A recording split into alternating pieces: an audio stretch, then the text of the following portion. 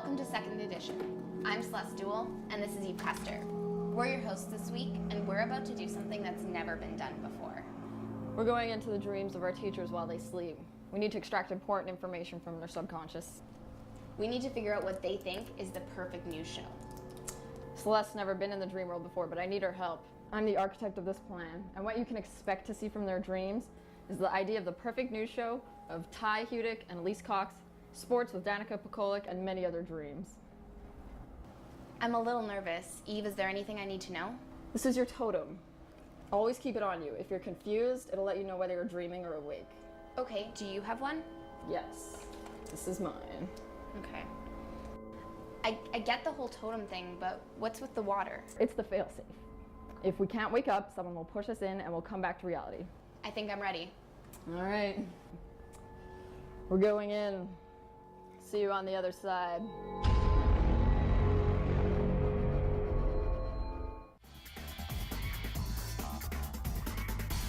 Coming up on Second Edition News, last week's federal election debate has NAIT students thinking conservatively. Business and art, they may have more in common than you think. And with LRT construction set to begin, what does that mean for your daily commute to NAIT? Second Edition News starts right now. Welcome to Second Edition News. The federal election debate was held last week. Voters got the chance to hear party leaders discuss their campaigns and opinions on major issues heading into next month's federal election. Students around NAIT who tuned in to watch the debate still feel Harper and his Conservative Party are the front runners for this year's election. I think a lot of the country still has more confidence in Harper. He might not get a majority government, but I think he's going to get more votes than any other party. I think it's going to be a majority Conservative government. It looks like another minority government for the Conservatives. I think it'll be a Harper win, but a minority again. The debate covered important topics which helped voters make informed decisions. I think that business drives our economy, and I think that having lower taxes for business is important. I like how the Conservative government always has a platform for that, whereas a lot of the other parties want to just spend more, help families, which I agree is important, but I don't think running a huge deficit to do it is a wise choice. Polls open on May 2nd, so don't forget to vote. Students in NAIT's Petroleum Engineering Technology program got the opportunity to get some hands-on experience with some state-of-the-art industry equipment last week. As part of an annual industry day, equipment and oil field personnel were brought onto the campus for the students to access. Although the weather did not cooperate, students still got a chance to learn from the pros.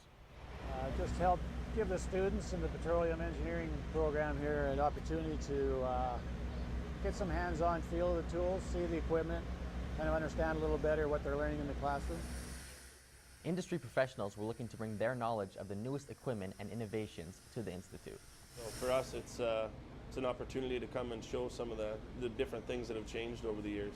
With what we provide, some of this has been around for well over 60 years. So, a lot's happened in that 60 years. Students will look to use the information and experience gained through Industry Day as they further their education through the oil field industry. Programs here at NAIT are becoming more creative in the delivery of their curriculum. The Alberta Gallery of Art opened its doors for our business students to closely examine the works of famous Canadian artist Emily Carr. At first glance, business administration and art don't seem like a natural fit. How is this work different? Doug Short, Chair of Finance Programs at the J.R. Shaw School of Business, believes Emily Carr can inspire students to become better innovators. The medical doctors at McMaster, where they were going to the art gallery for an art appreciation course, in which they found that their diagnostic skills improved because their powers of observation were better.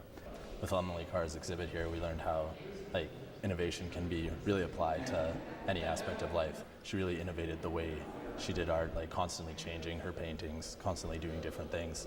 And I guess that's essentially what innovation's about. The Emily Carr exhibit is on display until June 5th. Visit youraga.ca for more information. The city will take its first big step towards the North LRT line when construction starts next month. A 4-block radius of Kingsway Avenue will be closed as of May 2nd, as the project gets its long-awaited start. The section of Kingsway Avenue between 106th and 102nd Street will be closed until October 15th. Buses and drivers will be detoured to 111th Ave and 101st Street. The project is not expected to be completed until 2014. The Edmonton Motor Show Dealers Association held the annual car show over the weekend. The Edmonton Expo Center was taken over by hundreds of cars, ranging from antiques to motorsports. Car lovers from around the city got the chance to check out all the new rides and even showcase some of their own. Come for various reasons. There's such a wide variety of cars to look at, anything from new to the motorsports and performance stuff. And plus, this is my car, and it's in a lot of the shows locally, so I always come and hang out a bit. With a wide range of cars and some activities for the kids, everyone is able to be part of the fun. I like Mercedes-Benz and Lamborghinis. I like Lamborghinis and Ferraris, I guess. The Edmonton Motor Show uses a portion of its sales to fund a scholarship program for apprenticing mechanics here at NAIT. 94, 95,000. Danica Perkolik joins us now with sports. What do you got for us this week? Well, the Edmonton Rush had a record-breaking game, and I have all those highlights and more coming up in sports.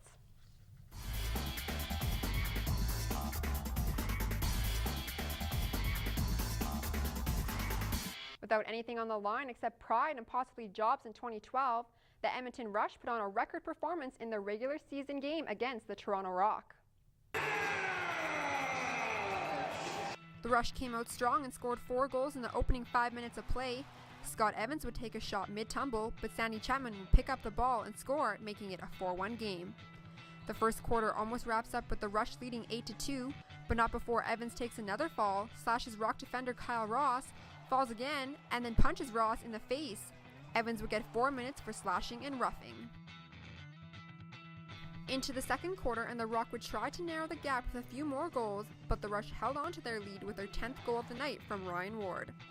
Toronto would then switch out Bob Watson with Pat Campbell, but with only 27 seconds left in the first half, Bill Greer picks up the loose ball, and a little tic-tac-toe gets Corey Small his second of the game. Only at the half, and the Rush are up 12-7, breaking their own record for goals in a quarter and goals in a half. On to the third quarter now, and the Rush think they have a goal, but the play's reviewed and ruled no goal. Toronto would try to take advantage of the lost goal, but Edmonton would keep up their momentum into the fourth quarter. Final 5 minutes of play, and Rush assistant captain Jimmy Quinlan would get the empty net goal. Rush take the game 18-14, breaking another one of their records for most goals in a game and crushing the Rock's chances of being the top team in the Western Division. The biggest win for the Edmonton Oilers came just 2 days after their regular season ended. In last week's NHL Draft Lottery, the Oilers retained the #1 pick for the second year in a row. Also coming out with a big win was the New Jersey Devils, who moved up from 8th pick to 4th, moving the Ottawa Senators down to 6th. The Oilers, Colorado Avalanche, and Florida Panthers all kept their top 3 spots. The 2011 NHL entry draft will be held in St. Paul, Minnesota on June 24th. The Vancouver Canucks were looking for a series sweep against the Chicago Blackhawks this past Tuesday, but the defending champs weren't about to give up just yet. Under 2 minutes in, and Brian Bickle gets around Kevin Biesca, then around Roberto Luongo, 1-0 Blackhawks. Dave Bolenbach, after missing 17 games with a concussion, takes an early penalty with an elbow to the head, putting the Canucks on the power play. Alexander Elder to Sami Salo, and he puts it in the back of the net. The game's tied after 20 minutes of play. Hawks on the move. Kane cross-ice pass to Campbell, and he beats Luongo 2-1 Chicago. Just 17 seconds later, Froba gets it in front for Keith, and he beats Luongo glove side 3-1 Hawks. And the goals keep coming as Tanner Glass gives it up to Boland, who moves into the slot, waits, and snipes 4-1 Blackhawks. Late into the second period, and Froba goes in alone on the breakaway with quick hands and scores 5-1 for the defending champs after 2. 3 minutes into the third, and Patrick Kane to Patrick Sharp, his second of the postseason, and Chicago's 6th of the game. The end of the night for Luongo, allowing 6 goals on 28 shots, and in goes Corey Schneider. Hossa with a pass through traffic to Sharp, and no chance for Schneider. 7-1 Chicago, and the fans start giving it to Canucks president and GM Mike Gillis, and the Hawks force Game 5 with a 7-2 victory. Only 3 teams have ever come back from an 0-3 deficit to win a series. Hawks will look to be the 4th. The next game between the 2 teams is on tonight at 8 o'clock.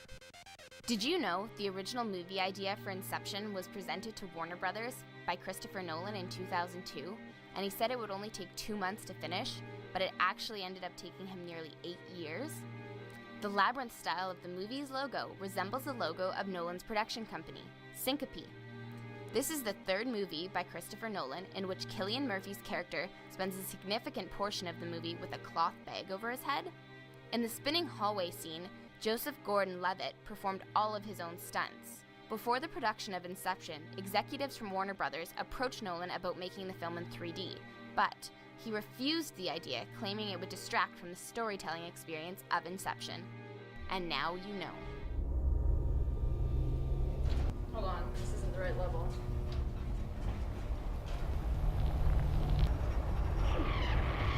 Okay, wait, I thought you said this wasn't the right level. Whose dream are we in? Well, it's supposed to be one of the teachers, but I don't recognize this design.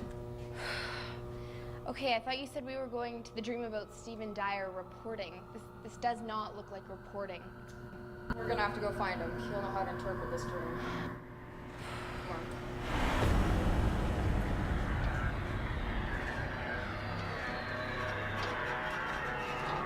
Done a little research, so now I can teach you how to survive this. Everyone has different dreams, and while some people remember their dreams very well, others have trouble remembering. I once had a dream where I was like wandering around in a labyrinth.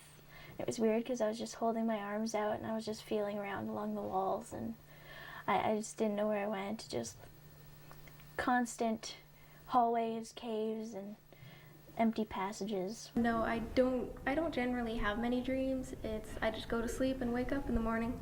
Dream interpretation is the art of finding meaning within dreams, to find what a person's subconscious may be trying to tell them. However, some people are skeptical about it. I think it's a money scam, but yeah, I don't know.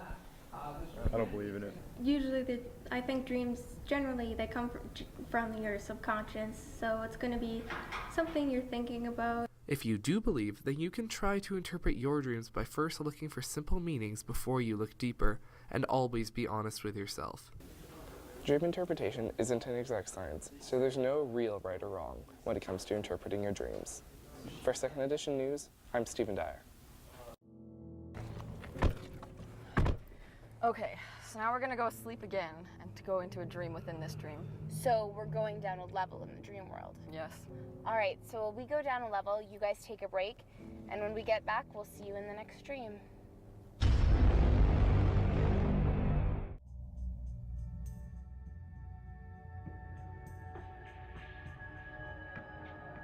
you're saying in a dream we can go anywhere?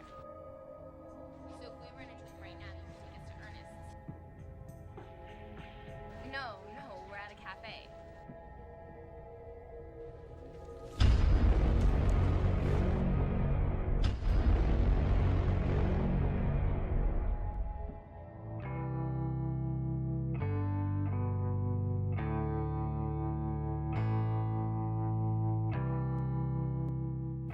Welcome to Cooking with Ernest. I'm Eve Custer, joined by Chef Josh Ward.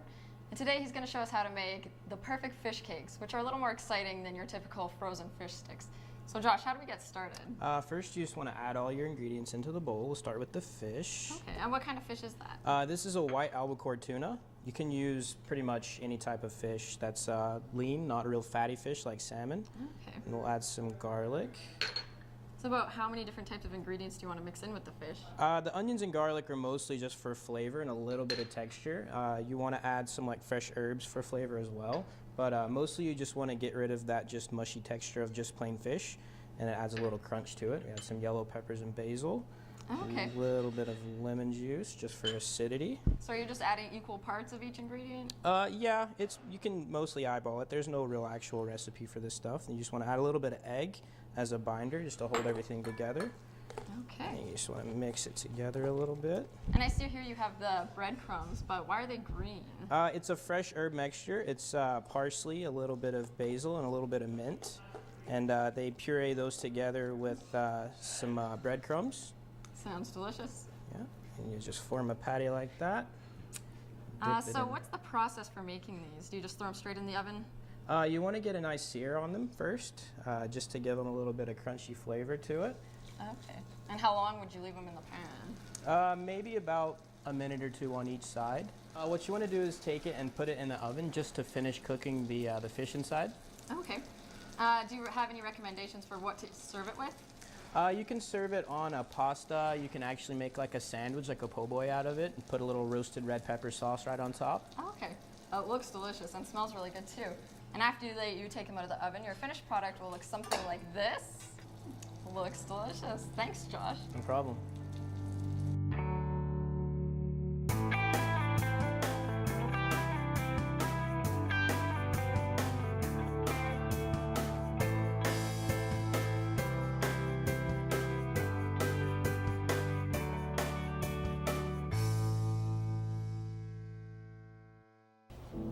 Ladies, wake up. Celeste, wake up. I'm Katrina Taylor, and I'm the producer for this show. And I need to get the information that these ladies are gathering. I need to tell them how to interpret the dreams. And I'll show you guys too. I'm gonna have to use the failsafe.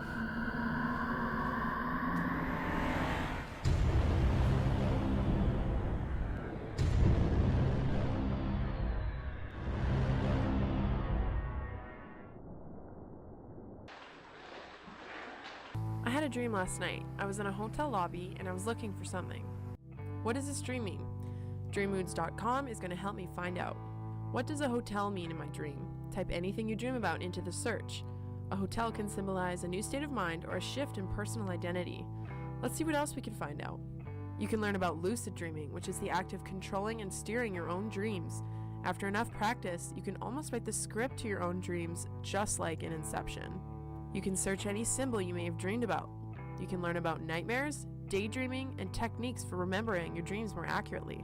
Dreammoods.com gives an in-depth look into the dream world and can give you tips and tricks on remembering your dreams and insight on what they mean. Next time you find yourself wondering what your dreams mean, check out dreammoods.com. Are we still dreaming? Eve, the movie's about to start. Yeah, but think about it, Celeste. How did we get here? We just came from... I don't know.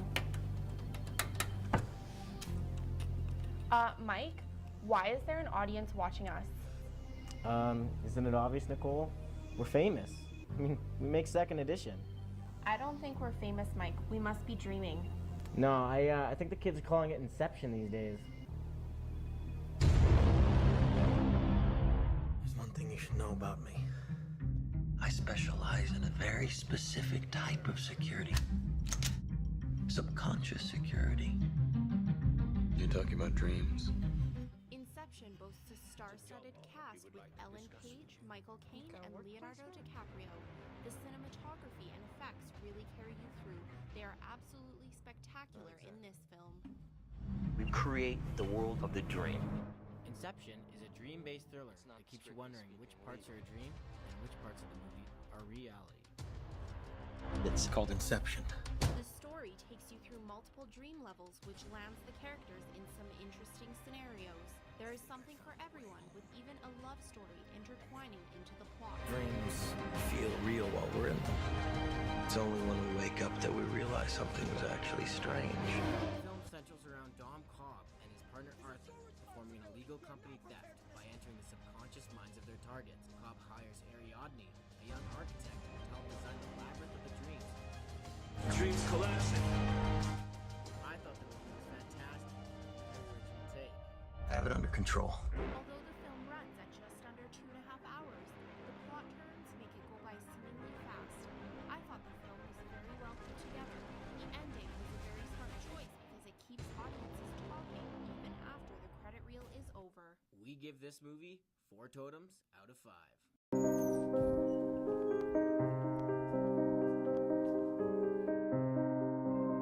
Katrina, we got the information you needed for the show. Yeah, a little too late. The show was due 2 days ago. Eve, do you remember how we got here? No. We need to use the totem.